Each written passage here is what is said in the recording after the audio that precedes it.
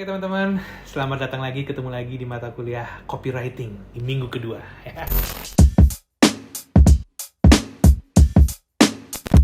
Mata kuliah yang namanya keren banget, sehingga teman-teman berkata pasti, saya nggak salah ambil mata kuliah ini. Oke, masih sama saya Mas Alfa, teman-teman, dosen kalian yang akan nemenin sampai nanti 1 semester ke depan. Oke, minggu lalu saya sudah jabarin perdebatan mengenai apa itu copywriting. Teman-teman juga masih mencari tahu apa sih itu copywriting, ya.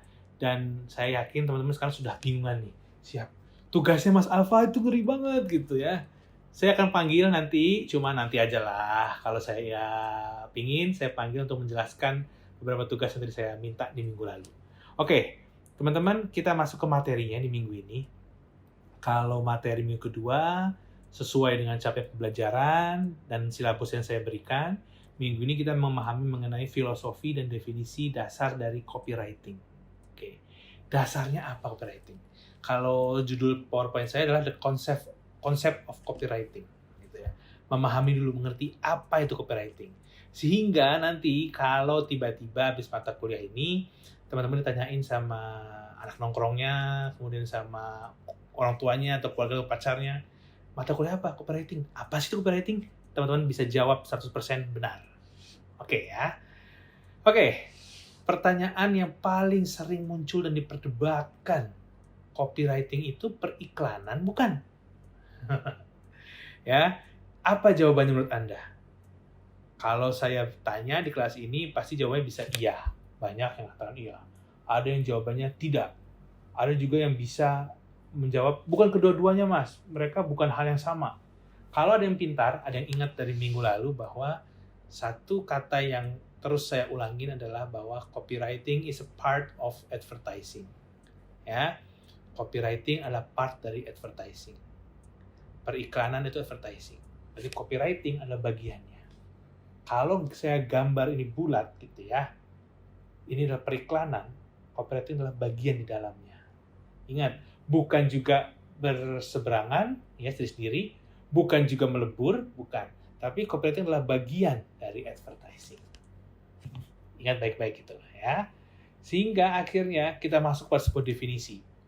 Definisi yang ada di dalam buku yang sudah saya berikan sebagai handbooknya dari Frank Jeffkins, salah satu orang yang bilang bahwa copywriting jadi acuan beberapa peneliti juga. Copywriting menurut Frank Jeffkins adalah seni. Nah, yang kuncinya. Seni yang juga meliputi proses penulisan naskah iklan. Oke. Untuk sebuah produk dengan menunjukkan nilai dan manfaat terbaik yang dapat ditawarkan oleh produk atau merek tersebut. Pahami teman-teman. Seni, kata kuncinya, yang juga proses penulisan.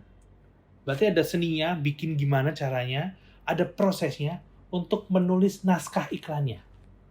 Jadi seni untuk menulis loh ya, menulis naskah iklan. Dengan cara memblow up, menunjukkan nilai-nilai dan manfaat terbaik dari sebuah iklan. Oke, ya, seni menulisnya, prosesnya. Nah, kalau periklanan, Jeffkins juga membedakan. Sehingga teman-teman tahu bedanya nih. Periklanan adalah salah satu bentuk cara menjual produknya. Nah, loh. Bedanya dapat ya. Yang satu, cara supaya orang itu tahu informasinya yang terbaik dari produk tersebut apa. Yang satu lagi adalah cara untuk menjualnya. Jadi kalau periklanan gitu ya, ini adalah, oke, dijual nih. Ini gimana caranya supaya bisa menjual misalnya mouse ini. Gimana caranya supaya bagus? Oh, kalau beli ini dapat 1 tiket ke Disneyland. Oke. Tapi kalau copywriting nggak kayak gitu. Gimana ini di poster supaya menarik, orang mau lihat. Levelnya, kalau copywriting bikin orang tertarik doang. Levelnya masih tertarik levelnya. Supaya orang seketika berhenti. Kalau kita ngomongin periklanan, gitu ya, levelnya sampai orang mau membeli. Oke, ya. Itu dia. Jadi, saya mau coba sebuah pertanyaan. Apa perbedaan keduanya? Apakah copywriting sama dengan periklanan? Jawabannya, teman-teman, sudah harus tahu. Copywriting berbeda dari periklanan. Copywriting adalah bagian dari periklanan. Gampangnya gini, teman-teman. Saya mau ngasih sebuah analogi aja cerita. 3 tahun yang lalu saya sempat jalan-jalan ke sebuah tempat di Semarang, di Kota Lama gitu ya, Kota Tua Semarang. Kemudian waktu itu sore-sore saya jalan-jalan, tiba-tiba saya berhenti mendadak. Karena saya melihat sebuah poster yang terpampang di tiang listrik. Tiang listriknya kumuh, ya tiang listriknya selalu kumuh ya. Ada poster, warna posternya kuning, teman-teman. Kuning. Tulisan di posternya apa? Gede banget tulisannya. Tedos cewek tulisannya. Tedos cewek. Kebayang nggak apa itu? Saya waktu lagi jalan, kemudian lagi menikmati sore hari di Semarang, saya langsung terpaku. Tedos cewek. Saya berhenti, saya deketin tuh tiang listrik, saya baca itu poster. Tedos cewek. Baru bawahnya tulisannya, WC Anda bermasalah, kontak kami. Karena ini adalah iklan Sedot WC. Simpel teman-teman. Dia ngasih nomor HP di bawahnya. Copywriting-nya adalah tulisan Tedos ceweknya itu. Dengan poster berwarna kuning. Itu copywriting-nya gampangnya. Itu bagian terhebatnya. Orang kayak saya, orang awam, orang Jakarta lewat, berhenti. Cuma karena tulisannya dirubah sama dia. Kalau dia nulisnya Sedot WC, nggak menarik. Orang nggak akan, ya udah dia Sedot WC. Tapi dia nulisnya Tedos cewek. Saya berpikir, ini mata saya yang salah? Atau gimana gitu? Saya berhenti, saya lihat, oh alah, iklan Sedot WC. Cuma di level copywriting masih. Kalau perikanannya masuk, saya langsung kontak. Oh, WC saya bermasalah nih, saya mau pakai jasa Anda. Gitu. Nah, bedakan ya teman-teman ya. Yang satu periklanan adalah sampai tahapnya orang mau membeli, gitu. Orang mau nelfon. Yang satu tahapnya cuma sampai orang tertarik. Tadi tahapannya cuma sampai orang tertarik. Oke, itu perbedaannya. Ketika teman-teman bingung suatu saat lagi, ingat cerita saya itu. Tedos cewek itu adalah cara copywriting yang menurut saya luar biasa. Oke. Nah, kalau orang yang mengerjakan copywriting, orang yang menggunakan seni tadi yang berproses menulis naskah iklan, namanya copywriter. Jangan sampai salah ya. Jadi sampai keliru, suatu hari teman-teman nulis mata kuliah apa nih? Copywriter. Beda. Orangnya adalah copywriter. Copywriter itu berbeda sama content creator. Beda lagi. Kalau content creator, dia meramu kontennya, dia bikin, dia edit, ya sampai nongol di platform. Kalau copywriter, levelnya hanya membuat naskah iklannya. Beda ya. Nggak sampai syuting iklannya jadi, nggak sampai iklannya akhirnya nongol, ditaruh di dalam TV atau di radio. No. Itu beda levelnya. Jadi bedakan. Apa itu content writer, apa itu copywriter. Teman-teman satu semester ini menjadi copywriter, tidak menjadi content writer. Nah, copywriter selalu identik sama orang-orang atau person yang mengenal seni dan bahasa. Makanya latar belakangnya biasanya kalau kalian menjadi copywriter atau kalian belajar mata kuliah ini, harus jago bermain kata-kata, teman-teman. Harus bisa ngotak-atik kata-kata.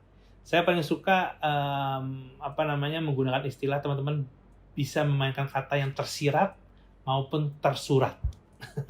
Implisit maupun eksplisit. Ya. Oke, kata-kata harus jago, plus dia harus jago memvisualisasi kontennya menjadi lebih ada seninya. Oke, ya.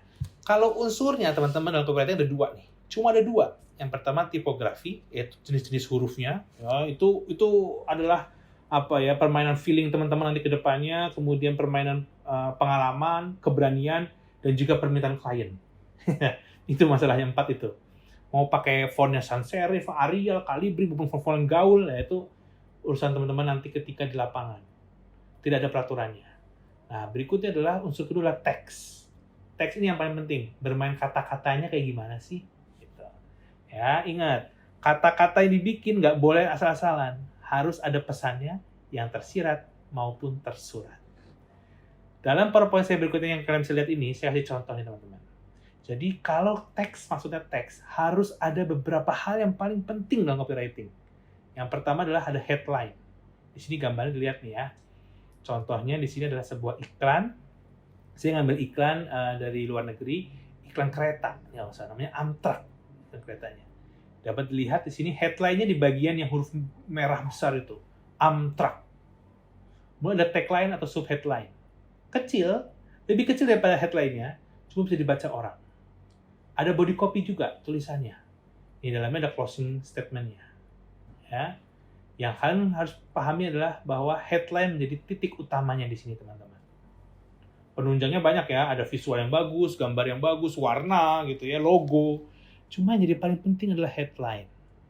Itu kenapa saya menuliskan dalam slide berikutnya bahwa adalah headline adalah jendela dan kunci dalam sebuah copywriting. Kembali ke cerita saya tadi di tengah kota lama di Semarang. Tedos cewek tadi adalah headline-nya. Tedos cewek. Yang ternyata adalah sedot WC gitu ya. Itu adalah headline-nya. Kalau dia nggak nulis itu, saya nggak akan berpaling hari itu. Dan headline adalah biasanya yang paling atas. Ya, paling menonjol. Paling besar di antara yang lainnya. Dan pesan yang paling penting. Paling atas, paling besar, paling penting. Biasanya itu. Walaupun kenyataannya di tengah juga bisa. Cuma dia paling aja. Dan yang paling teman-teman harus pahami adalah bahwa headline, ketika bikin headline harus menjadi kuncinya agar daya tarik orang itu at least berhenti seketika 1, 2, 3 detik ngelihat iklan teman-teman. Itu kuncinya. Headline-nya harus cakep. Ya, harus bisa menarik orang. Urusan nanti belinya urusan belakangan, bukan itu kita. Ya. Oke. Minggu depan headline ini banyak banget teman-teman. Ada banyak banget ya strateginya. Kalau di dalam buku tersebut kurang lebih ada 15 tipenya. Nggak mungkin saya jabarkan sekarang. Ya, kalian akan praktek langsung dan juga akan memahami teorinya. Jadi minggu depan kita akan bahas detail nih. What and how to create a headline for copywriting. Detail kita bahas minggu depan. Nah, pembahasan tersebut saya sudah jabarkan nanti ada di dalam bukunya yang saya sudah berikan, buku handbook utama kita dari Robert Bly, chapter kedua, Writing to Get Attention, headline. Ya, jadi ini yang jadi tugas teman-teman. Ya, karena saya yakin walaupun teman-teman banyak-banyak sudah bertanya di dalam kolom chat, tapi tetap saya kasih tugas minggu depan. Tugasnya apa?